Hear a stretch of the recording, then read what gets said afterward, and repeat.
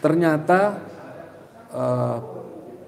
pilpres kali ini, pileg kali ini masih diwarnai dengan adanya serangan fajar. Dan ini sangat kecewa saya melihatnya. Karena apa? Saya pun sudah memberikan satu pengarahan, pengertian, edukasi terhadap mereka. Ya, sebenarnya harus bagaimana mereka untuk menolak itu dan dampak nanti ke depan seperti apa ketika mereka salah memilih pimpinan negara ini. Mereka salah memilih calon anggota legislatif. Itu sudah saya berikan edukasi kepada mereka. Tapi nyatanya begitu saya lihat hasil dan saya mendapat laporan dari tim saya, ternyata sangat mengecewakan. Kalau tentang serangan fajar tadi, apakah itu bisa dilakukan tindakan hukum terhadap kita tahu saudara sendiri atau tetangga sendiri yang membangun itu jelas ada gambarnya, hal semacam itu bisa nggak dilakukan tindakan hukum? Sebab kita khawatir kalau itu tidak menjadi peristiwa hukum, berarti ke depan itu yang akan datang itu larangan-larangan itu cuma omong kosong, orang tidak ada ketakutan terhadap itu. Baik, jadi gini, kalau kita lihat itu memang sudah diatur di dalam ketentuan, di dalam undang-undang KPU tidak boleh kita melakukan politik uang, karena jika itu ketangkap harusnya bisa dikenakan pidana. Ketika kita melakukan politik uang, ketika kita menyebar uang untuk supaya mencoblos kita, ketika ditangkap, ya, pemberi dan penerima kemudian ada nilai uangnya, maka itu sudah bisa dipidanakan. Tetapi pertanyaannya, siapa yang sekarang mengawasi mereka? Saya lihat sendiri di lapangan, hampir tidak ada orang-orang yang mengawasi. Jadi mereka bebas menyebarkan uang itu bebas. Mereka memberi kepada calon-calon pemilih ini bebas. Dengan mudahnya mereka masuk ke rumah-rumah, ya, door to door, pagi-pagi di jalan sudah dicegat, sudah dibagikan. Itu laporan ada. Nah, mungkin ada saran Pak Dwi. Nah, untuk masyarakat yang nampaknya dia bersungguh-sungguh mengintai dengan HP-nya supaya orang yang curang itu kemudian ada perlakuan tindakan hukum, tetapi setelah dia melaporkan ke sana kemari akhirnya tidak ditindaklanjuti, masyarakat saya khawatir langsung nanti apatis, udahlah biarin aja kayak gitu. Ini khawatir bahaya jahatnya nanti ke depan tuh sikap terhadap apa saran Pak Dwi? Ya, sebelum saya masuk ke sana, saya akan coba melihat dulu persoalan pilpres dan pileg sekarang ini. Kita lihat beberapa kejadian yang sudah ditemukan, baik itu penggelembungan suara, baik itu adalah input data yang salah dan sebagainya. Itu harusnya sudah bisa diambil langkah-langkah hukum. Kita harus bisa mengambil langkah-langkah hukum dan kita harus berani. Permohonan maaf dari ketua KPU terhadap kesalahan-kesalahan baik itu yang menyangkut masalah orang-orang yang ada di tempat TPS maupun ada kesalahan-kesalahan stafnya ketika input data, kemudian hanya minta maaf. Tidak bisa, tidak cukup. Tetap ini harus kita mengambil langkah-langkah hukum. Dan itu memang tugas dari tim hukum itu harusnya sampai seperti itu, Pak. Iya. Siapapun menemukan itu, siapapun menemukan kecurangan-kecurangan, baik itu yang namanya kecurangan yang mengenai penggelembungan suara, pencoblosan kertas suara untuk paslon tertentu, itu bisa sudah kita proses, udah bisa kita laporkan, gitu. Tetapi sekarang persoalannya adalah siapa yang mau sekarang melangkah ke sana. Nah, ini harus ada orang-orang yang berani untuk mengambil Harus sikap, mengambil sikap itu. mengambil langkah-langkah Iya, hukum iya. seperti ini. Baik, sebelum nanti berlanjut melakukan itu, saya ke Pak Agus dulu nih. Nanti mungkin bisa menambahi apa jawab yang harus dijawab oleh Pak Didi. Yang ditemui sekarang ini sampai detik hari ini, macam seperti apa pelanggaran-pelanggaran yang banyak, Pak Agus? Ya, ini yang pelanggaran IT ini ya, saya kira ini sama persis seperti 2019, waktu itu dugaan-dugaan saja. Nah sekarang saya kira fakta-faktanya sudah banyak kita temukan dan saya kira ini sudah masuk kepada pidana pemilu. Apa pidana pemilunya? Jadi begini, dari sistem IT yang disebut Sirekap itu kan kita temui ada banyak sekali orang entry data, ya, dan entry datanya itu ketika masuk kepada Sirekap itu berubah.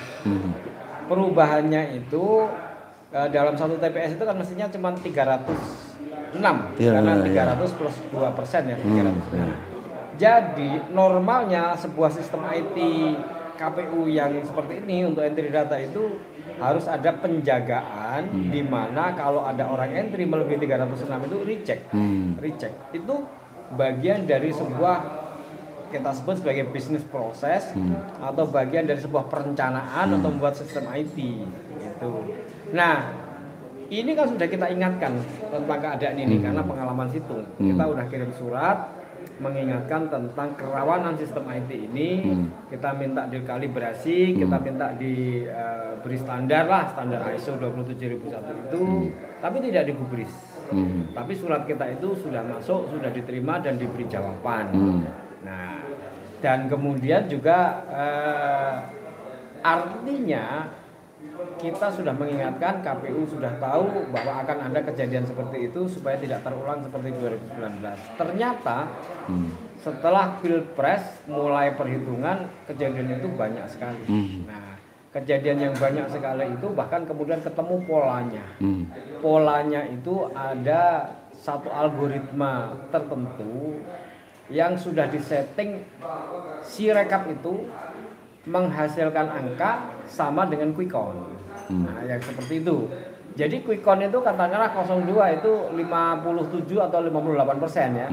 Maka apapun entry-nya, C1 itu dari manapun yang dientrykan ke situ, maka sistem Sirekap itu harus menghasilkan sama dengan quick count itu, 57 atau 58% itu. Dan itu peluangnya terbuka ketika kemudian ini tadi itu dalam bisnis prosesnya perencanaan pembuatannya itu KPU harusnya membriefing kepada tim developer ya dalam bisnis proses itu bahwa itu harus ada batasan itu supaya kemudian tidak terjadi. Nah kenyataannya terjadi, sudah diingatkan terjadi dan bahkan kemudian banyak sekali entry datanya jauh lebih gila dari 2019. Kalau 2019 itu paling ditambah 100, paling gede yang saya ingat itu ada 700.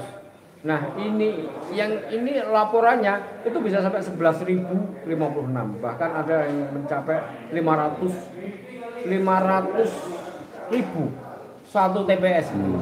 Itu artinya dalam konteks IT ini sudah kesengajaan. Kenapa? Karena sudah diingatkan, sudah dikasih surat, lalu tidak dilakukan, lalu terjadi pelanggaran-pelanggaran itu. Nah, pelanggaran-pelanggaran ini menyebabkan hasil hitung yang diumumkan oleh KPU dan sudah dikonsumsi oleh publik itu menjadi sebuah berita hoax, berita bohong. Kalau menurut Pak Agus, kalau sudah semacam itu, padahal ini kan sedang digunakan untuk melakukan penghitungan. Apa yang sebagusnya atau tuntutan dari paslon yang dirugikan biasanya minta itu tetap dimasukkan dalam penghitungan itu atau itu tidak digubris tapi hanya arah ke hukum saja untuk melakukan kesan itu? Saya kira ini bukan paslon ini. Yang tertipu oleh informasi ini bukan paslon. Ini publik, ini rakyat, masyarakat kita semua. Jadi saya pun akan berusaha melaporkan ini karena saya merasa tertipu oleh berita resmi yang ada di websitenya KPU dan kemudian perhitungannya angka-angkanya ternyata salah dan menghasilkan sebuah statistik yang itu pada hari itu pada jam itu dianggap sebagai informasi yang benar. Dan ada korbannya. Korbannya siapa? Korbannya ada yang menganggap dirinya menang gara-gara itu. Karena cocok quick count dengan ini. Dia merayakan. Dia kalau menang kan dia tertipu. Itu dia. Untuk yang lain juga seolah-olah menganggap dia menang dan kalah. Para pendukungnya resah, galau. Iya kan? Padahal nanti hasil akhirnya tetap akhirnya nunggu real count tadi ya. Hasil akhirnya masih dan jauh. dan dia akhirnya bisa batal yang sudah main. Kan terbukti bahwa kemudian entry datanya itu luar biasa jauh, ya kan? Dari kenyataan, ya kan? Sehingga misalnya nih, yang Pak Lim ya, yang cukup mudah untuk kita logika, itu ada penambahan 11.056, bahkan ada penambahan 500.000, banyak sekali. Artinya sebenarnya logikanya simpel. Di dalam sistem IT KPU Sirekap itu tadi terbuka celah. Celahnya itu bukan hanya terbuka, sengaja. Kenapa kok sengaja? Lah itu tadi si KPU yang harusnya sebagai subjek master expert atau orang yang memberikan informasi, Mas, tolong tim developernya mendevelopnya seperti undang-undang ya, undang-undang itu membatasi begini, itu tidak dia lakukan, ya kan? Padahal peristiwa itu sudah terjadi 2019 dan juga sudah saya sulati resmi, sudah saya datangi untuk kemudian ini jangan sampai terjadi, minta dikalibrasi, minta di ISO dan lain sebagainya. Berarti di kesengajaan memberikan ruang kepada orang untuk mengotak-atik data agar hasil suara rakyat itu bisa diotak-atik dan hasilnya kemudian menipu. Dan itu langsung tampil kan di Sirekap itu pada hari itu, jam itu, dan publik tertipu. Kalau kemudian dia 2 hari 3 hari kemudian minta maaf, permintaan maafnya nggak ada artinya. Kenapa? Kan sudah tertipu. Itu bahkan dalam cyber war ini ada artinya. Kenapa? Kan sudah tertipu. Itu bahkan dalam cyber war ini ya, cyber war atau dalam konteks intelijen ini itu disebut sebagai propaganda ops operation. Untuk jatuh mentalnya, dan ini dampaknya luar biasa loh. Dampaknya luar biasa. Kenapa? Karena kemudian mereka-mereka yang pegang C1, mereka-mereka yang berjuang di lapangan, begitu melihat quick count itu jatuh, itu mentalnya jatuh.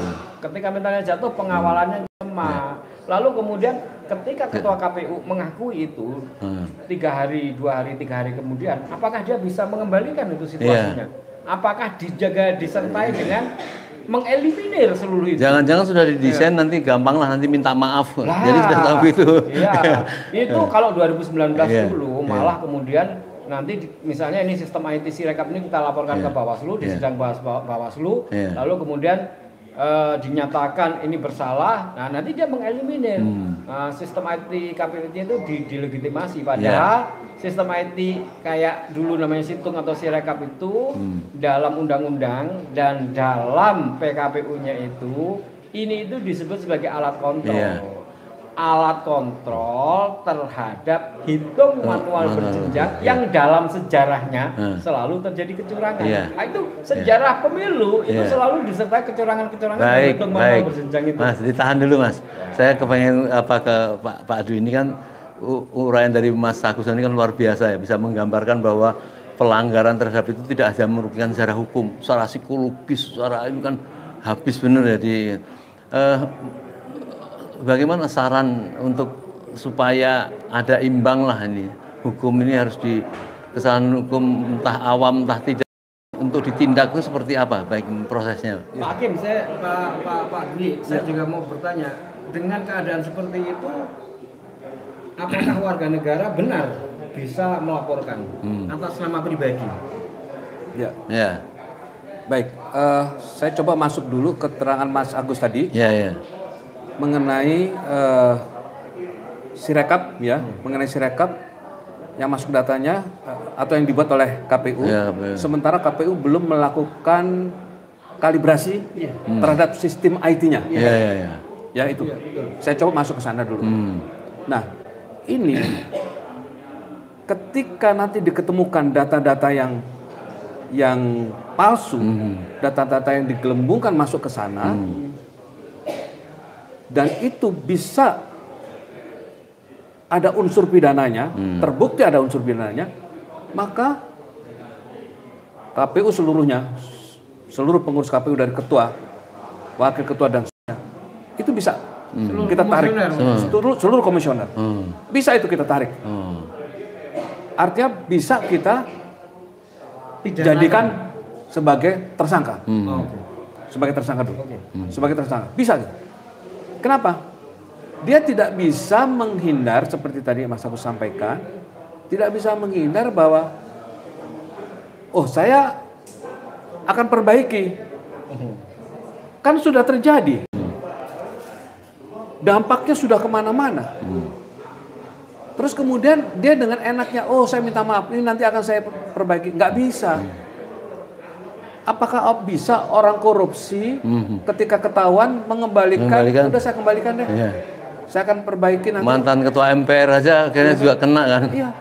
Ya nanti sistem keuangan di sini akan saya perbaiki deh. DPD. Sementara ini saya kembalikan deh. Terus kemudian dia bebas dari tuntutan. Nggak bisa seperti itu. Makanya kenapa saya bilang kita harus masuk ke semua pintu-pintu ketika kita ketemukan adanya pelanggaran-pelanggaran yang dilakukan oleh komisioner KPU dan seluruh jajarannya. Termasuk kalau memungkinkan ketika kita lihat ada pelanggaran-pelanggaran yang dilakukan oleh aparat, baik itu aparat penegak hukum ya maupun TNI Polri, kalau kita bisa temukan bahwa itu ada pelanggaran, kenapa kita nggak berani? Itu waktunya kapan? Setelah pemilu selesai atau pada saat itu juga bisa dilakukan tindakan? Ikan cepat, ikan gabus. Lebih cepat, lebih bagus. Iya. Jadi nggak usah nungguin, begitu kita ketemukan langsung. Iya. Ya. Seperti contoh, sekarang kita sudah menemukan beberapa bukti yang mengenai penggelembungan suara. Banyak sekali. Banyak sekali ya, saya ucap. Banyak sekali, gila-gilaan. Nggak usah nunggu nanti, segera kita lakukan itu. Bukti-bukti kita persiapkan. Karena biar bagaimanapun proses hukum itu butuh bukti yang kuat. Seperti kayak sidang-sidang hal-hal yang lain atau beda? Ya, tentu ya. Kalau masalahnya soal waktu, proses. Masalahnya kalau ini masalah penggelembungan, apakah bukti penggelembungan itu bisa dibatalkan sementara hukum tetap berjalan atau seperti apa? Kalau tidak kan pasti rugi orang yang dirugikan, paslon yang dirugikan. Sekarang kalau penggelembungan itu memang terbukti, itu bisa segera dibatalkan. Jumlah pemilih yang apa istilahnya kalau jumlah pemilih yang tidak terdata itu, ya kan? Dia tidak ada dalam DPT. Ya DPT invalid, DPT abal segala itu. Bisa itu, Om Lin. Jadi kita nggak usah ragu. Kalau kita mau melangkah untuk proses hukum terhadap komisioner KPU dan jajarannya, kita nggak usah ragu. Begitupun juga yang dilakukan oleh aparat penegak hukum, ya, yang terlibat di dalam, katakanlah ada aparat penegak hukum, entah itu. Persoalannya begini Pak Dwi, tentu yang sangat resah bagi masyarakat. Penggelembungan ini kemudian tetap terjadi proses penghitungan dan bahkan misalnya orang yang menjadi presiden dengan hasil kecurangan ini, sedangkan proses belum selesai. Seberapa banyak bisa membatalkan proses itu atau itu tidak bisa dibatalkan tapi proses hukum tetap berjalan? Bagaimana cara Anda? Ya sekarang kita sebagai ini kita negara hukum, ya. Jadi hukum tidak bisa dimainkan ya sesuai dengan kepentingan siapa atau hukum itu mau berpihak kepada siapa. Artinya begini, ketika dia sudah mulai bermain dengan waktu, buying time istilahnya, kan sudah kelihatan di situ. Ya, seperti pamannya diundur-undur, mau bacakan putusan, tidak mau melakukan baca tuntutan diundur-undur segala, ya kan? Terus kemudian kalau enggak mungkin hakimnya atau majelisnya yang tidak hadir, yang tidak komplit, itu kan sudah kelihatan tanda-tanda itu. Sangat resah bagi masyarakat. Penggelembungan ini tanda-tanda itu. Ya, saya 15 tahun di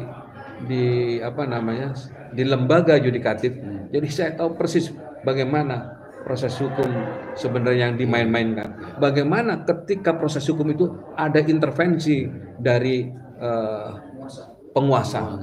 Ya, bagaimana ketika proses hukum itu terjadi di majelis yang punya kepentingan, ya, seperti putusan MK kemarin, itu punya kepentingan gitu. Baik, Mas Agus sedikit lagi nih. Saya kepengen tanya tentang tahun 2019. Proses-proses perjuangan seperti itu, seperti apa yang terjadi lah. Saya nggak perlu rinci itu, mungkin Mas Agus lebih tahu apa yang bagus untuk disampaikan tentang kesalahan-kesalahan hukum itu, apakah disidangkan dengan adil atau kemudian bahkan tidak dilakukan sidang atau seperti apa? Ya, jadi ini pengulangan 2019 saja ini, Om Lim ya. Dan karena gini, dimulai dari DPT yang tidak valid. Dulu cuma 17,5 juta yang kita masalahkan, sekarang 54 juta.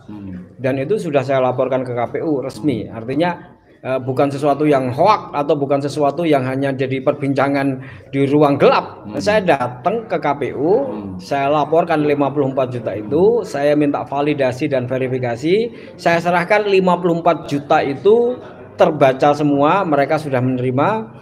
Tapi kemudian mendapatkan jawaban-jawaban yang tidak masuk akal. Misalnya jawaban tidak masuk akal itu kan saya minta divalidasi, diverifikasi orang yang usianya 1030 tahun. Dijawabnya itu data dari Dukcapil dan kami cek di Dukcapil memang ada. Jadi dia memenuhi syarat DPT. Nah, itu nggak masuk akalnya, ya kan? Lalu kemudian mereka-mereka yang berusia di bawah 17 tahun, ya kan? Kan ada 16 tahun, ada 15 tahun, ada 2 tahun, ada 0 tahun. Sama juga jawabannya adalah itu data-data yang disandingkan dan dicek kepada data Dukcapil dan mengatakan data-data itu adalah data-data yang memenuhi syarat untuk masuk dalam DPT. Ini tidak logis, nggak masuk akal. Nama-nama yang namanya cuma N, A, kemudian Y dan lain sebagainya juga sama. Yang paling parah adalah kemudian KPU itu menolak memberikan DPT final atau bahkan DPT kepada pasangan capres secara resmi. Tujuannya mau klarifikasi apa ini benar sudah terverifikasi atau belum? Iya, jadi permohonan utama itu sebenarnya kita minta DPT dulu, ya kan. Yang kedua kemudian DPT paling update, ya kan gitu. Itu mereka menolak memberikan itu dengan alasan Undang-Undang PDP, Perlindungan Data Pribadi. Nah, padahal ternyata dengan jawaban itu maka saya mengatakan loh, KPU lah yang melanggar Undang-Undang PDP itu, pelanggaran pidana bahkan. Kenapa? Undang-Undang PDP itu perlindungan data pribadi itu adalah berbicara tentang akurasi data dan kelengkapan data. Data itu harus akurat dan lengkap agar tidak digunakan orang lain untuk sebuah tindak pidana. Nah, KPU jelas membuat DPT tanpa NIK, tanpa KK, tanggal-tanggal lahir, lalu di situ dia membuat nama-nama ganda, lalu di situ dia membuat nama-nama yang menggelembung tidak ada orangnya. Di situ dia membuat nama-nama yang tidak bisa diverifikasi. Artinya dalam Undang-Undang PDP itu KPU jelas melanggar dengan menggunakan puluhan juta yang data tidak akurat, tidak lengkap sebagaimana diatur itu untuk sebuah kejahatan pemilu atau pidana pemilu.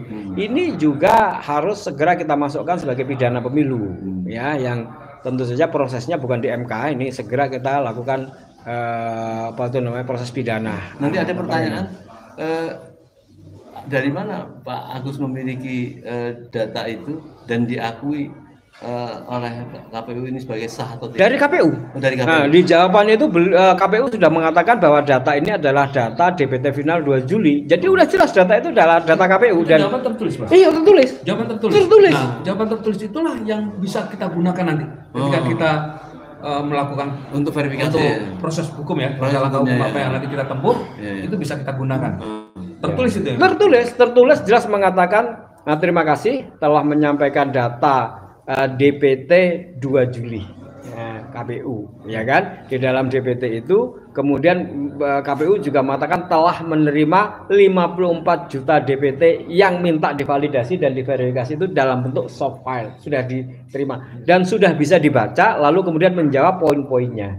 Nah, poin-poinnya itu tadi yang kemudian menolak memberikan DPT final atau DPT paling update, padahal di dalam Undang-Undang 7 tahun 2017 dan PKPU wajib itu KPU memberikan kepada pasangan capres. Di dalam penolakan yang ada di dalam surat, Mas Agus, ya, disebutkan nggak Penolakan itu karena apa? Penolakannya itu KPU mengatakan kalau memberikan maka itu melanggar perlindungan data privasi. Kenapa? Karena ini terdiri dari data-data yang terdiri dari data-data penduduk Indonesia. Kalau diberikan kepada pasangan capres, maka pasangan KPU merasa bahwa dia itu melanggar Undang-Undang Perlindungan Data Privasi.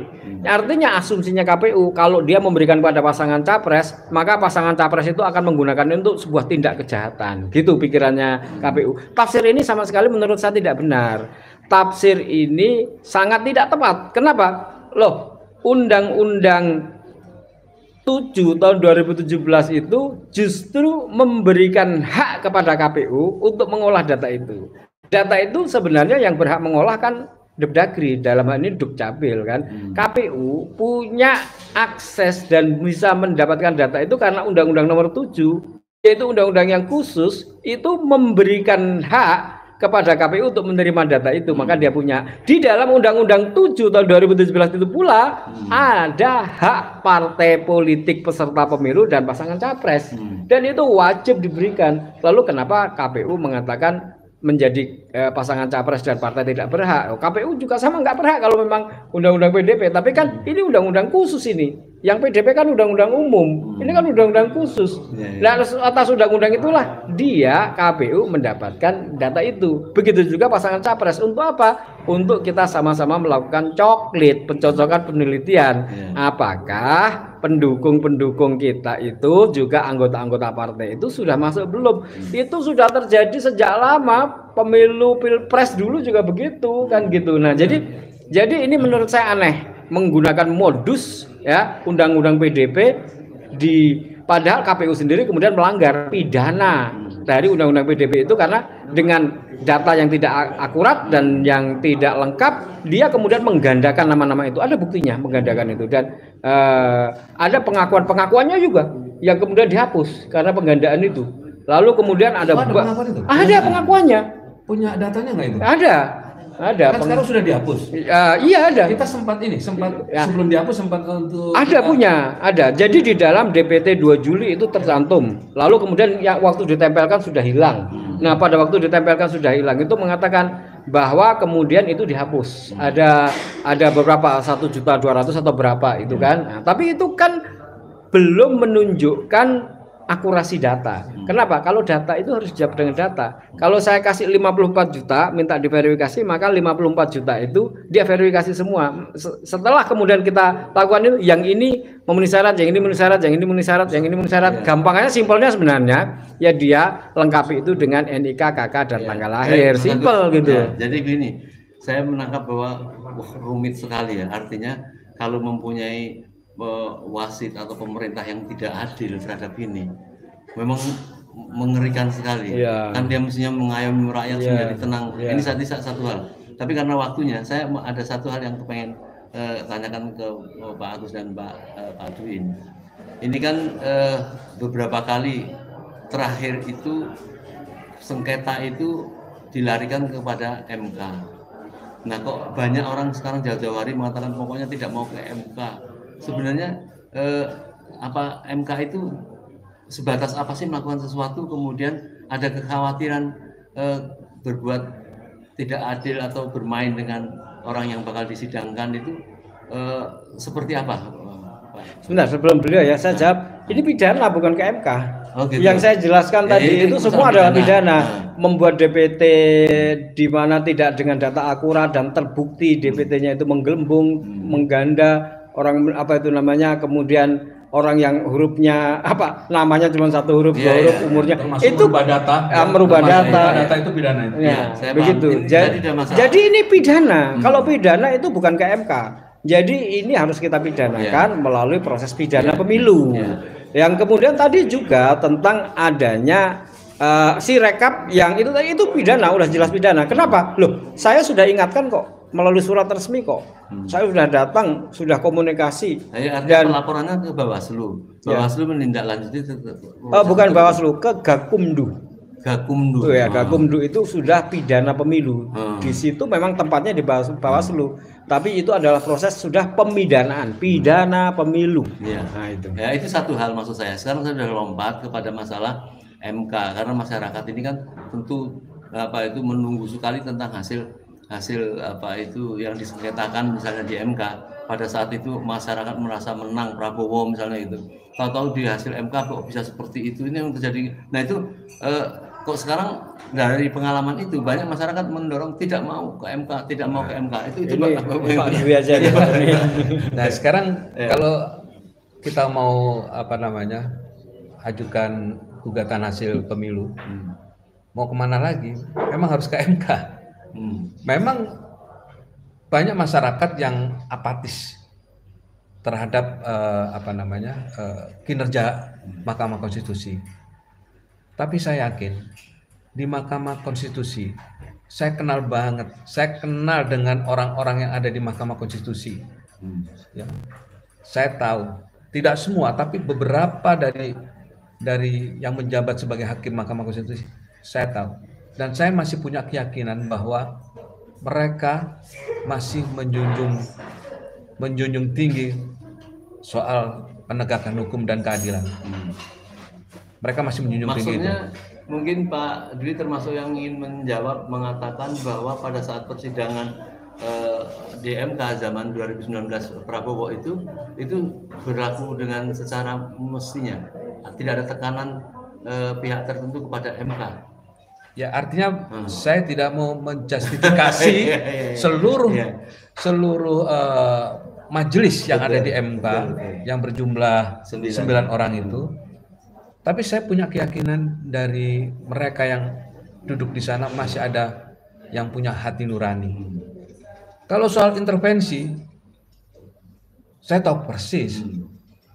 Ya, penguasa itu pasti melakukan intervensi. Sekarang intervensi itu bisa dilakukan. Bagaimana sekarang majelis hakimnya berani nggak untuk menolak intervensi itu? Berani nggak untuk mengabaikan intervensi itu?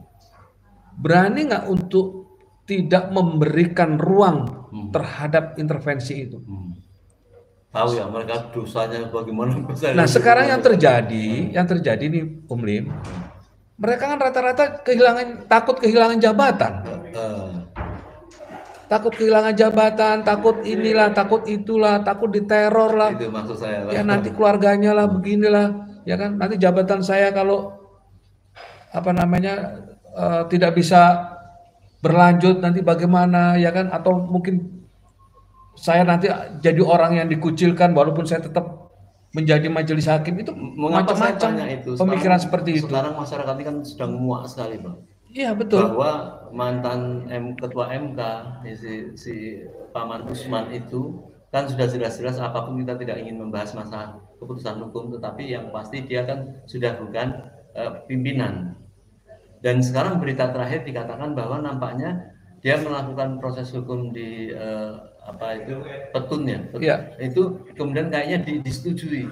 Artinya kalau disetujui tidak ada kendala, dia akan kembali lagi dari ke MK. Masyarakat jelas membaca. Ini untuk persiapan sengketa nanti pemilu 2024 ini yang paling akan terjadi satu benturan yang luar biasa apabila dipaksakan. Bagaimana pandangan Pak? Terus terang saya belum baca ya isi daripada putusan itu, pertimbangannya apa saya belum baca. Jadi mungkin saya belum bisa mengomentari itu. Ya, kalau saya udah baca saya berani mengomentari. Ya, karena saya udah lepas dari lembaga yudikatif, jadi saya mau komentar seperti apapun saya bisa, nggak terikat lagi gitu. Tapi karena saya belum baca pertimbangan majelis seperti apa, gitu. Gak apa-apa. Lain kali nanti kita podcast lagi kita komentari putusan itu. Hari ini, yang penting kita perlu sampaikan ke masyarakat bahwa atas ketidakpuasan kecurangan-kecurangan ini masyarakat nampaknya akan berduyun-duyun menuju Bawaslu untuk membawa laporan-laporan ke kecurangan-kecurangan itu. Yang terpenting Om Lim, yang terpenting. Semua kecurangan, semua bentuk kecurangan yang dilakukan oleh siapapun, di situ ada pintu masuk, di situ bisa kita temukan buktinya, di situ bisa kita mendapatkan saksi. Maka kita harus linear untuk melakukan laporan pidananya.